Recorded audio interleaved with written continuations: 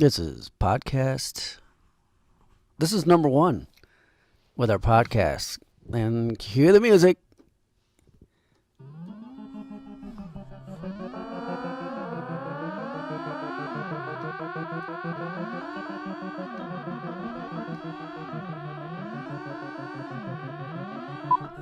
And here we are in the studio. I'm with the Squeeb and everybody. Welcome to Mobile Riot Media Podcast. I'm here with Tiffany Robinson, otherwise known as the Squeeb. My name is Jason James, your host of this show, and we're going to be talking about some stuff. What do you think? Yeah, this is going to be awesome. I found some really cool news stories we're going to talk about. And I also found some cool news stories as well, but for most of you that don't know, the Squeeb is on YouTube and Facebook. So if you want to follow along, we will also be posting these podcasts on those social media outlets. Yeah, that's going to be awesome. Woo! So we will be on YouTube and Facebook mostly, and we're going to tweet these out. So if you want to follow, it's Squeeb the on Twitter. Yeah, because apparently somebody had the Squeeb. And we'll put all the links below so you guys can follow along and figure out what's going on. So what's going on in the news? Anything new as far as like news stories? The only thing that comes to my mind right now is the knockout story, the knockout game. Oh, yeah. So I'm sure everybody's heard about this disgusting, I'm sick of hearing gross. about it. I'm sick of hearing about it, but let's talk about it for a minute because, people are dying because they get hit so hard. It's literally killing people, and it's gross. I don't know where this came up. I think this has been happening for a lot longer than they're saying. I think this was something that was going on 3, 4, 5 months ago, 6 months ago, longer than that. Because I've heard about this for a while now. It just all of a sudden it got blown out of proportion, or it's coming to light. But there was somebody here in our city that happened. Somebody played that knockout game with him, and he went to punch this guy at a bus stop when he was waiting for the bus, and he was actually waiting for his daughter to get off the school bus, and this kid came up to him and went to swing and punch at him, and the guy that was the victim pulled out a gun and shot him. So yeah, good for him. Yeah, good for him. I mean, I probably would have done the same thing. But the sad thing is all those kids on the school bus had to see it. But what do you do? I mean, he could have really been injured. The guy, the dad. I see it as this. If someone's going to attack me or somebody else out of whatever, I'm either going to step in and do something. I'm going to defend myself in any way I can with what I have. I mean, I'd go so far as to grab someone's face and just rip it right off. Because wow.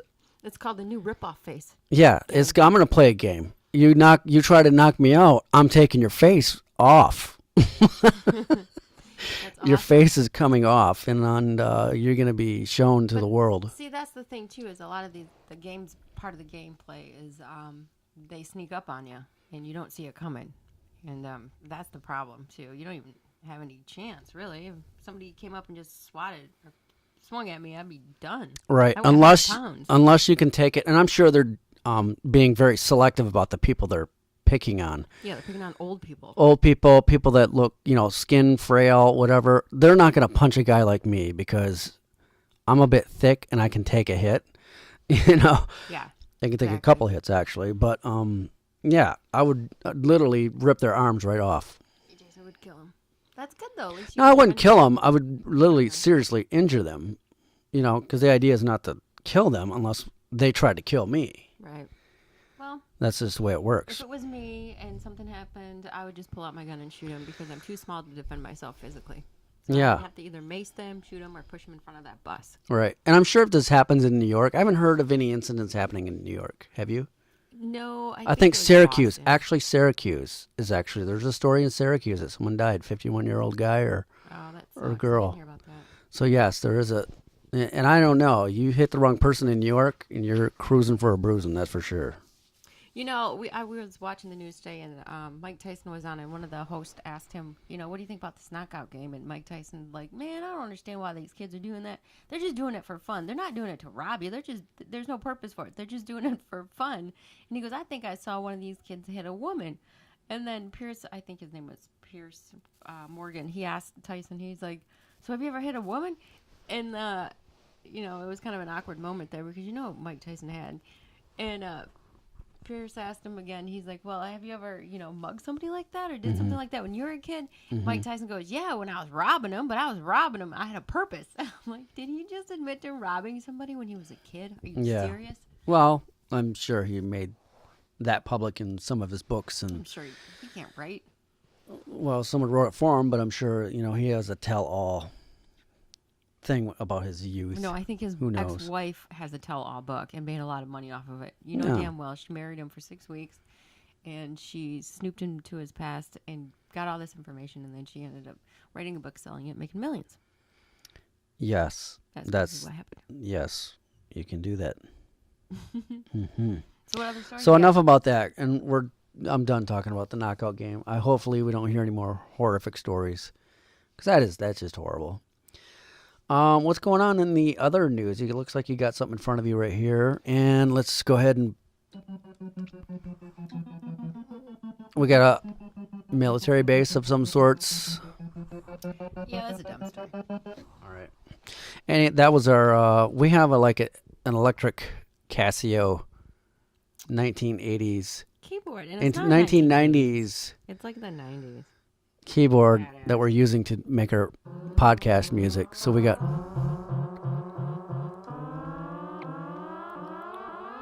that's our UFO segment of the day. I like UFOs. That's a good topic. Okay, let's talk about UFOs because who does not wonder or dare to wonder, like, what the hell did I just see? Or do I believe all these stories that I'm hearing online? YouTube videos and stuff like that. I know you look at them a lot, Squeeb, because you like that weird shit. It's not weird. I called some guy from MUFON, told him I want to be a special investigator. He emailed me back, so we'll see. Well, good. And how are you gonna participate with this group? I don't know. I'm gonna figure it out. It's a UFO group. I'll just have them pick me up. Okay. Via spaceship. Who knows? Via spaceship. What the hell? Okay. But wouldn't that be awesome, though, to go through and, talk to... Tell me more about this organization, first off. Okay, MUFON is the one there's a few different ones, but MUFON's the most popular one or the most well-known. It's an organization that just, anytime that you see a UFO or you think you got abducted, you can go online to MUFON.com and you just fill out a form and, just report your incident. And there's some more severe instances where people are claiming that they actually got abducted and raped or whatever. And not raped, but you know what I mean. Got abducted and went on the spaceship and all this. Mm-hmm. But generally, when you just fill out a form, they just want to, find these sightings. It's an unidentified flying object.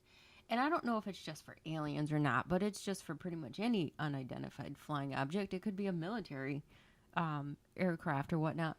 But you just fill out the form, but I would love to be that person that goes and contacts these people. You get to hear their story and see what they really have to say, and doing films and stuff and what we do, it would be a great experience just to get some ideas for another movie. Mm-hmm. I mean, some scary stuff. I'm sure people, even if half of it's exaggerated or made up, or they're not sure about what they really saw, or it might have been a dream they had or a bad feeling, you still can't, as a writer, make up all these stories yourself. You have to go out there and investigate other people's stories and see what they think. I'm sure you're going to find out a lot of creepy shit. There's going to be so much stuff out there that you're like, I didn't even think about that. I didn't think that could be possibly happening, or never thought I would ever be in a situation like that. Even as a writer, you can't make this stuff up. So I think my next screenplay is going to be about UFOs and alien abductions. I mean, even just to collaborate with somebody and write a book would just be amazing. Yeah, it would be. So if anybody wants to do that with the Squeeb, write a comment, leave a note. We'll leave an email for you so you can contact her. And if you want to do that, that'd be great because she is a good writer. She helped me with our film. And we both have a film under our belts. We have a couple of films under our belt. Yeah, we do. Nobody's ever going to see them, but the concepts are great. Yeah, we will unroll Dirty Bomb Conspiracy on YouTube. But as a web episode rather than a full-length movie. Yeah, we're just going to chop it up and put it online for everyone to see. But anyway, we got to get started on that. That's a But new project. back to the UFO stuff, I think that investigating all these stories and doing a documentary would probably be something that a lot of people would be interested in. Like doing a real one. And then making it into like half documentary, maybe half, movie kind of thing where I think it would be kind of scary though. That's the thing I'm afraid of. Is like if I get a job like that where I get to be you don't get paid for this, by the way. But you do all these investigations. Think about it. I might just come home and have nightmares for the rest of my life. So you have to be careful with these things. You never know what you're going to get into. Some of the things you're going to hear about and see that might scare you to death. So same thing with like ghost stories. Being a ghost hunter, you might walk into a haunted house and never be the same coming out. Well, it's like that show Joe Rogan has on TV. Fear Factor. The Fear Factor guy, right? And he has another show called, what's it called? It's kind of like that Jesse Ventura's conspiracy theory one, but yeah, it's like I forgot the decoding the. It's like Jesse Ventura. I forgot the name of it. It's very similar to that. It's a reality show he goes through and he does his investigations, right? Like Jesse Ventura did with conspiracy right, theory. It's just called something else. Yeah, but it's a good show.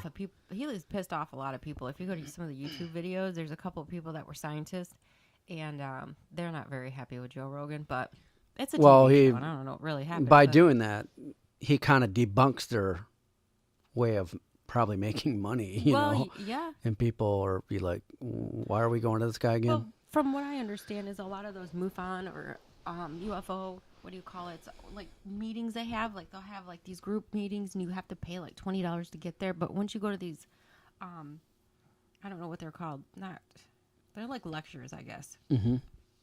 And you go to these things. They're like little fairs too. Like you can meet up and you go to these little events and, people really want to, a lot of people like me want to go in there and hear some horrible stories and fascinating stories, but what you end up getting is a lot of people trying to, like, peddle you books and crap, like trying to sell you something, posters, and go to my organization, and it's not really about a story anymore. It's about selling shit. That's the thing I don't like, but... Are you looking it up? No, I'm just kind of looking for other stuff, but... So do you believe in UFOs, Jason, or aliens? I've had like experiences as a kid. I was telling you this a couple weeks ago, I think, where when I was a kid, I was walking back from the beach and walking through some woods, and it's you get that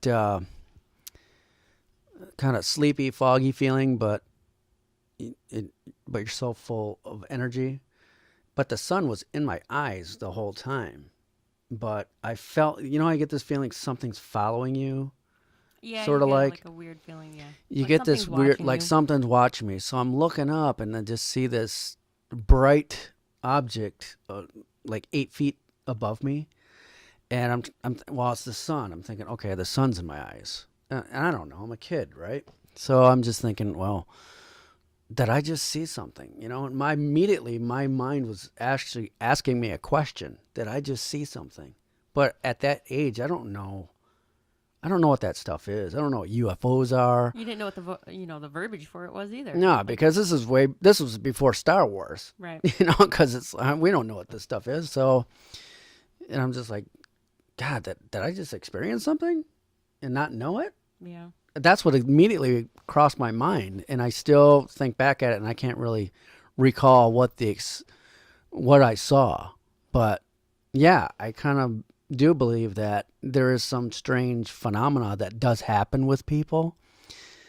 You just can't explain it to other people because they'll think you're crazy, and I don't know. I just kind of kept it under wraps and just. There's some other things that have happened to me when I was a kid too, like sleep paralysis. I'm sure that happens to a lot of people. But I would get it and it'd be so real to me. And it'd be like, I can like literally, I can't move, but I can literally see and hear everything around me. I cannot talk. I can't speak. Yeah, but I've had that, and I wasn't thinking I was being abducted either. I think, but it freaked me out. Yeah, but you said you had little varmints running around. Yeah, it felt like there was little like dudes running around me, like conspirating. I don't know what they were doing, but you could hear them. Yeah, that is weird. I don't. But I don't. Then I, I've been reading and other people talk, and it's like, well, you're in and out of this conscious state where your brain hasn't clicked off into fully awake. It's like you're sleeping and dreaming and all this at once. So it might be like a DMT thing where you fall asleep and you get a DMT rush, and you wake up or something, and you're still in this catatonic paralysis. See, I've had that where I've tried to move when I was sleeping or try to wake myself up because I knew I had to get up for work, and I'd try to force myself awake. Like I would try to, my mind would say, Tiffany, wake your body up, wake your body up. And you try to force yourself to move, and I always remember trying to move my arms and my legs. And then all of a sudden there's a rush comes over your body, and all of a sudden you can move. Right. But not very quickly, but you get the feeling of like something broke inside of your head. Yeah. Something triggers. And it's like a weird release that now you're not stressing out or panicking thinking you're paralyzed, but you're not panicking either. It's a weirdest thing. It's like a very calm panic. Yeah. I would breathe heavy. Like I remember my girlfriend would, because we're laying together, and I'm breathing heavy because I'm in this paralysis state, trying to break out of this state that I'm in. So I would breathe very heavy, and she couldn't figure out what was going on with me. And she's like, "Are you okay?" And once she bumped me, I woke up. Well, that's good. And it was just like, I was like, did you not hear me? Did you not? I was trying to talk. I was trying to say something to her. I was like, did you not hear me? She goes, no. And it was just freaky. It scared me because it scares you, because it's like, because you think you're going to be in this state forever. And you're like, oh, I better break out of this right away because I don't want to be in a wheelchair or whatever. Well, I remember a couple times where I was sleeping and I knew I had to get up and I was running late for work. I knew I was going to be late for work if I didn't get up. And my alarm clock hadn't went off yet, but I remember sitting in, like I was having a regular, interesting, fun dream. I was on this farm, and I remember being in this farmhouse, and I was completely in this crazy dream. And I was doing my thing, and then all of a sudden, in my dream, I stopped, and I just decided to jump out the kitchen window. And then I wasn't hurt, and then a tornado was coming, and I still wasn't scared. I went back in the house and jumped out of the second story window to try to wake myself up. I was trying to wake myself up, my body, but in my dream I was jumping off of like cliffs and bridges and all these other things trying to wake up, which is kind of weird. Where are you dreaming within a dream, or what the hell is that? Like I literally was trying to wake myself up by jumping out of a window. Yeah, that is bizarre. Oh, what? Yeah. How does that happen? I don't know enough about dreams or science to be able to even answer these questions, but a lot of it, from what I've been hearing and reading, is again, Joe Rogan talks a lot about this with sleep and DMT. Your body produces DMT. It's a psychoactive element that we all have, that we produce. It produces dreams. It allows your body to shut down and dream. And it's like, if you don't dream, you're dead. Well, you have a chemical problem. You're not sleeping enough, or you know what I mean? I'm sure you're dreaming, but you don't remember it. Or it's not the kind of dream that's pleasant, or it's a different activity going on in your mind that's replacing your dreams for something that might be negative. You just can't remember it. Dreams are weird because some are just so abstract, and some are like, I got dreams to where I'm like talking to people, literally having a conversation with people, and I thought it was real. I'm like, dude, I think I was talking to my son at once, and I'm like, I felt freaking real that I was really in this room talking to this realm. That is weird. Having a conversation with my son or somebody else. I've had those, and it's like really freaky. The things that freak me out is when you have a dream and you are talking to somebody, or something happens, and when you wake up a couple days later, that everything's happening. Everything that you dreamt about is coming true in bits and pieces, and that kind of is freaky too. Yeah. Like somebody will say something to you, and it's like deja vu, and it sparks something. It'll just make you. I don't know how. Sometimes it's just scary. Dreams are unusual. I don't know what it is. I mean, you kind of told me. Like when you're a kid, you have fun dreams, like going to Cedar Point and stuff like that, having fun, and I think it's when you get older and you start figuring things out and more complex your life gets. the more your dreams get either horrific That's or due from stress, I think. stress or Aging in general. just different life experiences that are happening to you, and you don't You know know how to what'd be handle kinda it, and your crazy? body just sort of sorts it out itself as it sleeps. Maybe You know what I your mean? dreams are like the brain cells that you had, stored some of your memories in are starting to die off, and that's what it is. Like you get to see it before it leaves, and it's like a weird version of a memory you had, and then it turns into your dream right before your cells die, your brain cells die, because they're gonna die. Wouldn't that be kind of creepy if that's what it was? Like your memory banks, or your Actually, memory's like a file, and like things are just kind of starting to fall apart, and you're getting glimpses of a dream, but they're actually real memories, but they're all fucked up because your brain cell just died. It's got all jumbled. You know what I'm saying? Wouldn't that be yeah. creepy? No, I think you have a very valid point, because when you pass, your DMT, you get the largest rush of DMT chemical in your brain. What does that mean? Well, scientists have figured out that when you pass away, when someone dies, when you're about to die, that last moment, when your last breath or whatever, you get a large rush of that spirit molecule, the DMT molecule rush, whatever. Okay. Again, I heard this on Joe Rogan.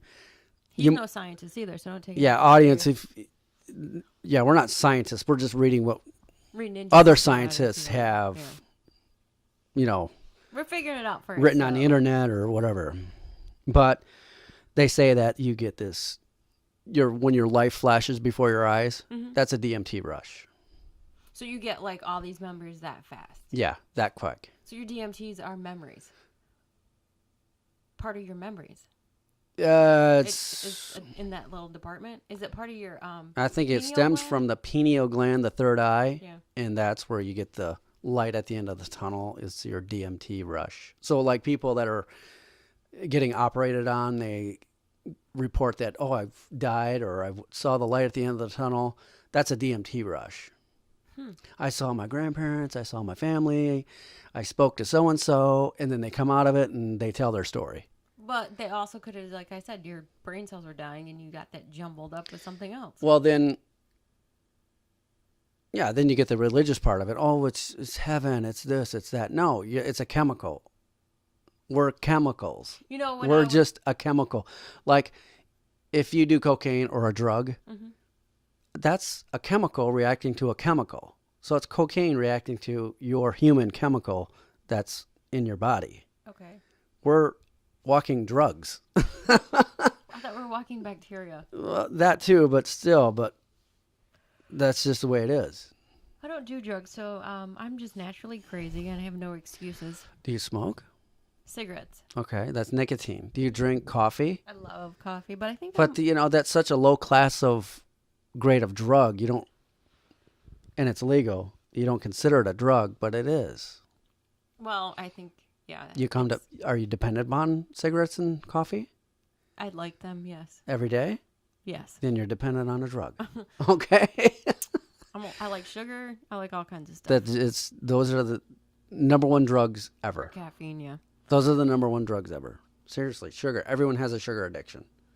Oh, yeah. Speaking of sugar addictions, I just rotted out all my teeth from drinking all that Monster. I stopped drinking for a long time, and I turned to, like, drinking Monster late at night because I was bartending, and I stayed up late, and to keep me up, And plus, I play video games till 4 o'clock in the morning. I'd drink, those little Monsters, and not the sugar-free ones. Rotted out almost all my teeth within, like, 4 years. Yeah. The time I started drinking it was, like, And 4 I years think ago. Sugar has a lot to play into that. Cigarettes, well, Cigarettes will mess up your it'll mess you grill. up. It's Big just time. going to mess you up. But the hey, Monsters, like my dentist keep was doing telling me that. that That's people awesome. were coming in, because Monster hasn't been around that long. Like it's been around maybe 7 years, 8 years. It's not been around forever. But people are starting to come in and their teeth are literally like rotting out of their heads. And people are saying, yeah, I started drinking Monster. So if you're not brushing your teeth twice a day, I brush mine like 12. you got a problem. Mm-hmm. I take care of my teeth. My teeth are I haven't been to the dentist in years, I just went to the dentist. and today. I'm got all brand new meticulous. teeth.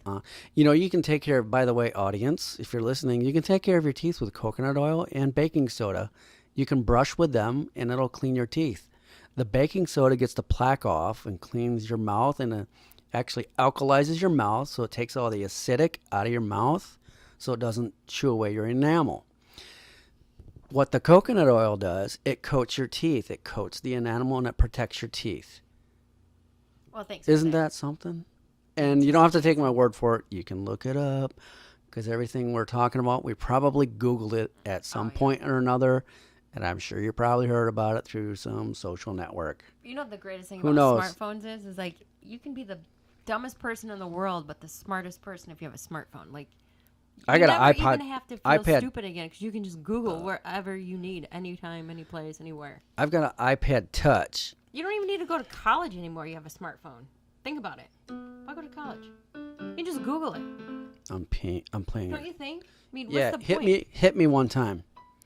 Hit me one.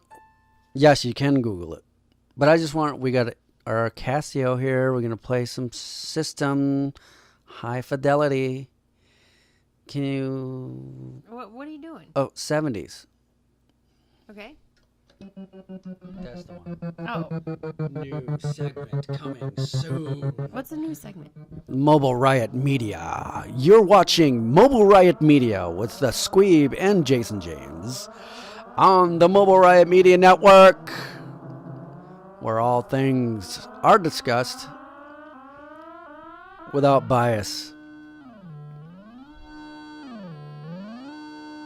All right, now we're starting the show. Woo! Let's start the show. Okay. That was my Thanks for staying with us. Again, you're with the Squeeb, Tiffany Robinson, and I'm Jason James. And we're talking about that guy that got his show canceled, or he just did not want to do a show any longer, Art Bell. Oh my God! You know more about this than I do. Yeah, because all right, if anybody listens to Coast to Coast AM, and if you started listening to it back in the '90s when Art Bell started his show, I started listening to it. You know, I think it was '94 or '95, which is fairly close to when he started it. Art Bell was doing his show out in the Nevada desert somewhere, and it was wildly popular. And then some things in his personal life had happened, and he ended up quitting his show, I think in 2004 or something, 2003, 2004. He started having some issues, and then he turned the show over to George Norrie. Not by his selection, apparently. He's made that very clear. So he quit the radio business, and I think it's because Art's wife, Ramona, passed away suddenly of, I think, an asthma attack it was. They were on vacation, and she couldn't get her